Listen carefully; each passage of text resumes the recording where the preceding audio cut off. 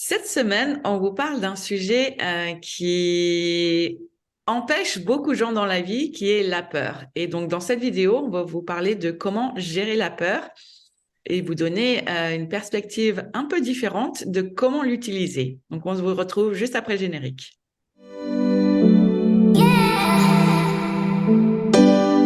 Bonjour Cécilia, donc cette semaine, on a décidé de parler de quelque chose qui paralyse beaucoup de gens dans leur vie, qui est la peur. Et surtout, comment la gérer. Et je crois qu'on a toutes les deux aussi une manière un peu différente d'utiliser la peur. Et donc, je te laisse introduire ta vision de la peur. Oui. Et ça m'est venu de ce matin, une stagiaire, parce qu'on parle concret ici, hein, on parle pas de choses éthériques ou bien utopiques. Ouais. On parle vraiment de gens qui sont en train de vivre une transformation professionnelle, qui nous posent des questions, qui se posent des questions, qu'on s'est posées aussi, qu'on a passées. Et donc, on se sert à la fois de notre expérience professionnelle et personnelle pour essayer d'apporter une réponse unique à chacun.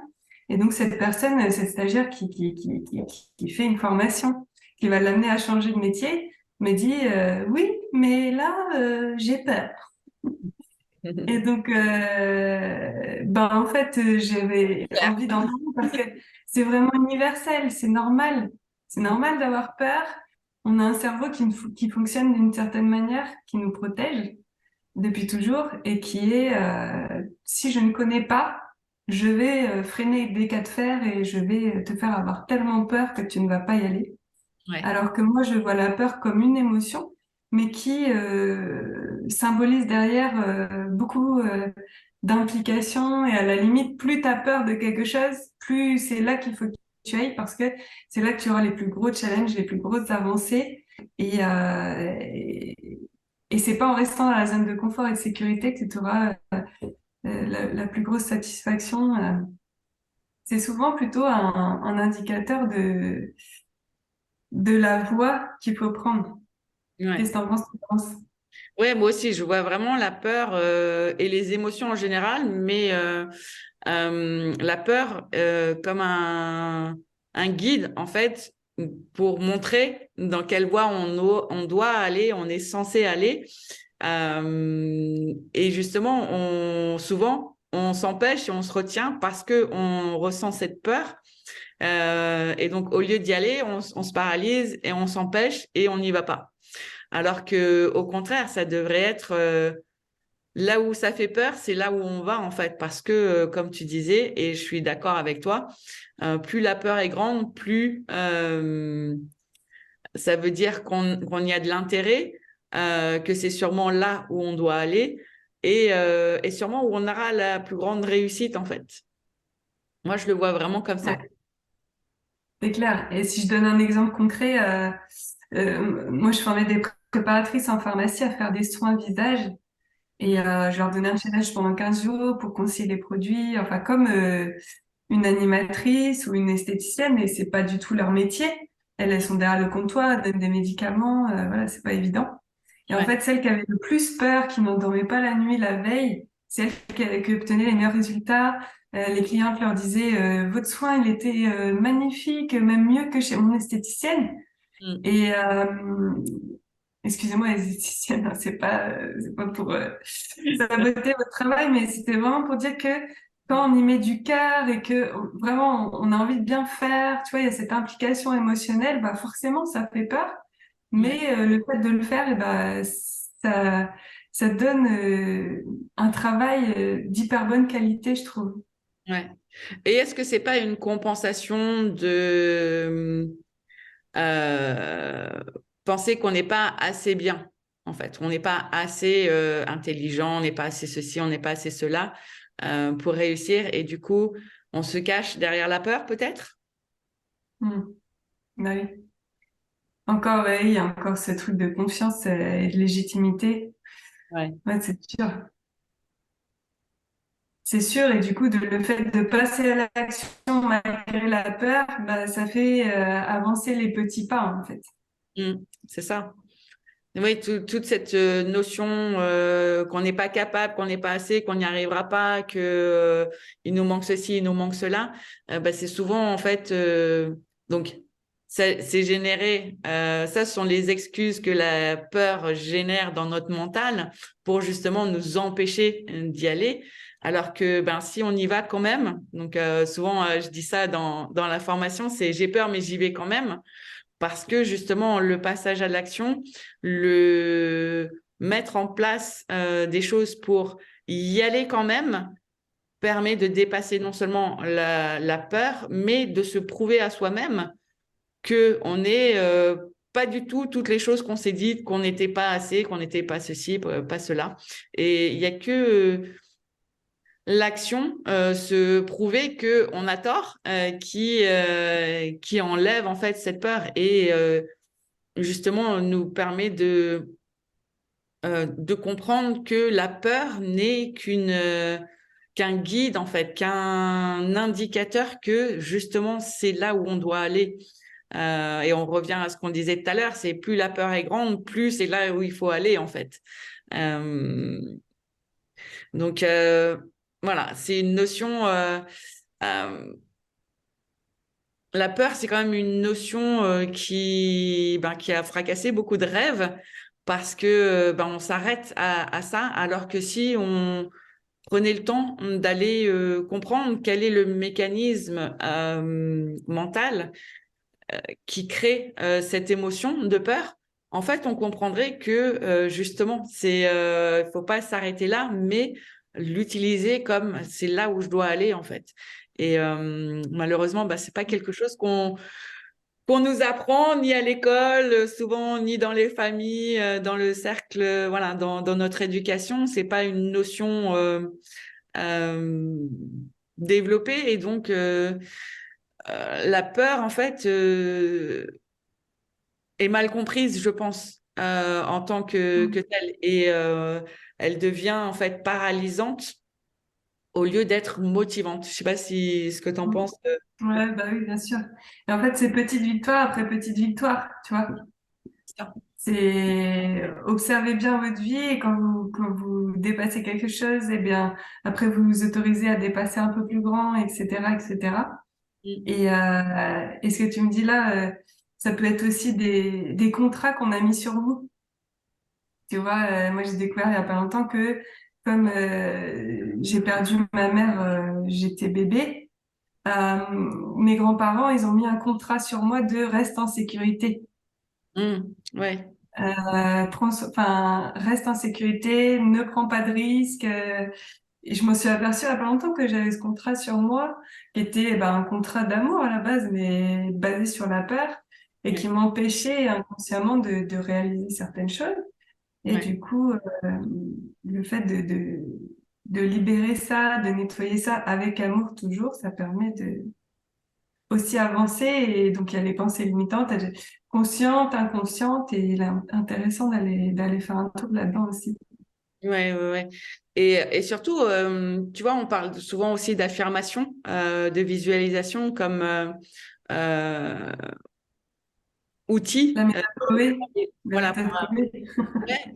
Et mais en fait, c'est au-delà de ça. En fait, c'est le passage à l'action malgré la peur, les affirmations, construire la confiance en soi par des petites actions. Ça aussi fait des nouveaux schémas neuronaux, en fait, des nouvelles connexions neuronales qui permet aussi de mieux vivre avec la peur. Et plus on fait cet exercice, moins on la ressent aussi négativement, en fait. Et Mm. c'est une rééducation limite. Oui, c'est comme du sport, oui, on muscle le truc de cette manière-là. J'ai pris Ouais, l'exemple aussi, nous, les formateurs, on la parole en public devant une salle de 1000 personnes, bien sûr que t'as peur. bien Si t'as sûr. pas peur, c'est que tu t'en fous, tu vois. Mm. Et bien sûr que t'as peur, t'auras toujours peur. Ou quelqu'un, une star, voilà, devant l'Olympia, bien sûr qu'elle a les chocottes. Mais Ouais, qu'est-ce qu'elle en fait de cette peur? Est-ce qu'elle va l'écouter, elle va dire non, bon, finalement, je veux rester dans ma loge?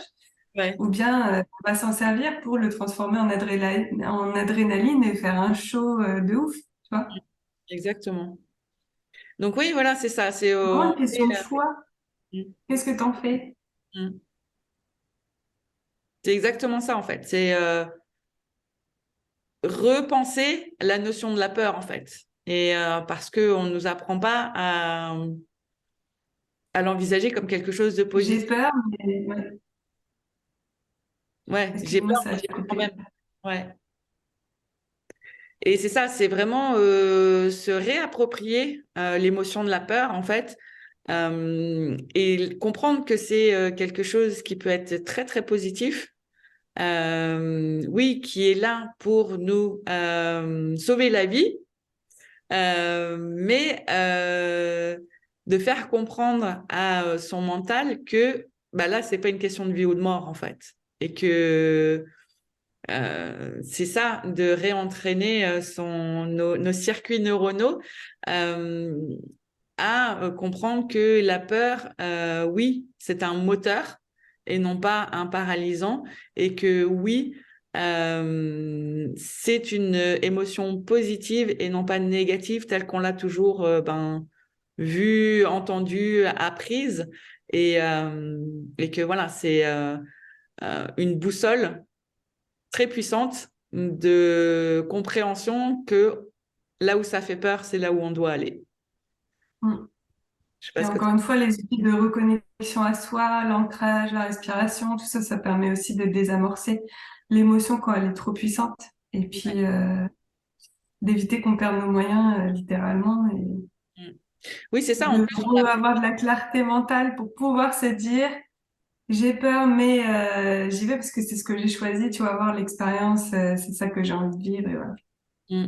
Et souvent, ce sont les expériences les plus fortes et les plus belles et les plus qui nous marquent le plus, en fait. Donc, oui, c'est ça. C'est euh,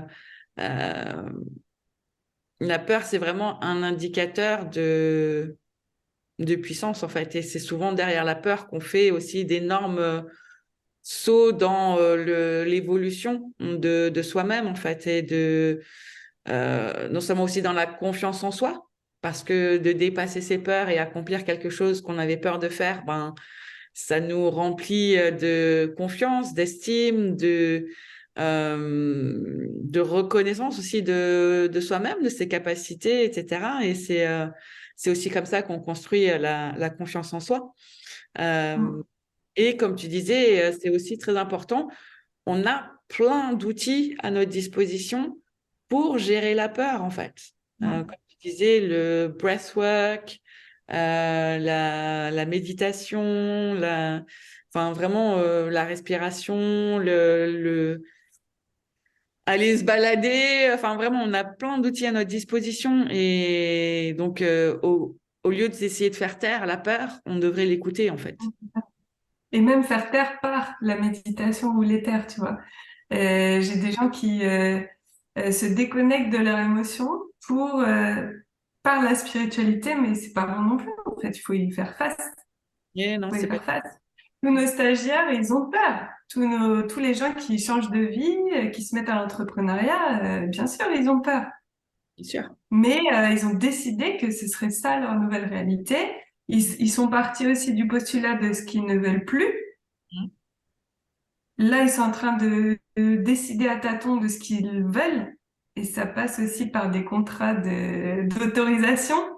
Je Ouais. m'autorise à gagner de l'argent sans travailler trop. Je m'autorise à faire du bien aux autres avec mes dons naturels et me faire payer pour ça. Je m'autorise à gagner plus d'argent en travaillant moins qu'avant, Ouais. Et en quitte à étant croire que heureux je et ne le aligné. mérite pas. Ouais. Hmm. Et en étant heureux et aligné. Ouais. Ouais, toute Et cette du notion coup, aussi de mérite qui vient aussi chatouiller toutes ces croyances limitantes, en fait. Donc, mais voilà, là, on surtout sait quand pas. c'est un service qui a pas d'outils, tu vois, il y a pas de prestation dans la matière. Moi, par exemple, je fais des entretiens énergétiques, donc en discutant et puis avec l'énergie qui est là, on réaligne. Mais je fais pas de soins, je touche pas la personne et tout. Donc, mais j'ai fait payer pour ça parce que pour moi, c'est hyper précieux. Mm. Mais j'ai dû, oui, passer comme ceux qui sont dans le magnétisme ou quoi, ou massage intuitif, tu vois, qui ont vraiment quelque chose qui leur appartient. C'est difficile de le monnayer. Mm. Euh, alors que, je sais pas, un massage thaï ou des cinq mondes, enfin voilà, ça a un coût, ça a un temps, et c'est peut-être des fois plus facile aussi. Et Donc, pourtant, là aussi, c'est une peur qui parle parce que c'est autant, si ce n'est plus, de valeur précieux. Mm. et d'impact sur la personne qu'on accompagne. Donc euh, là, voilà, c'est une des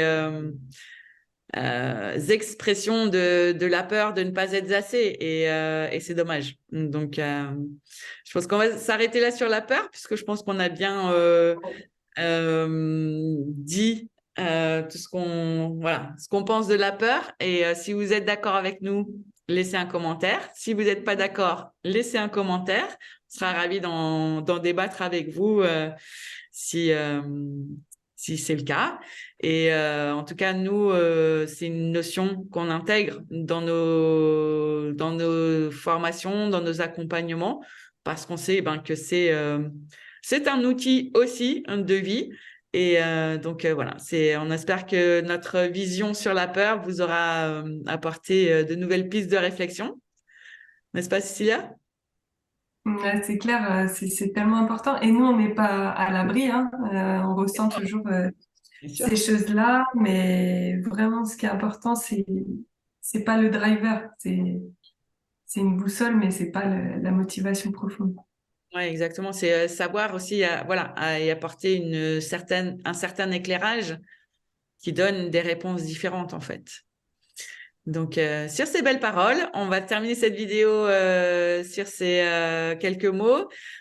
Si vous souhaitez être tenu au courant pour quand sort notre prochaine vidéo, ben, n'hésitez pas à vous abonner à la chaîne et nous, on se retrouve la semaine prochaine sur un nouveau thème. Ciao, ciao!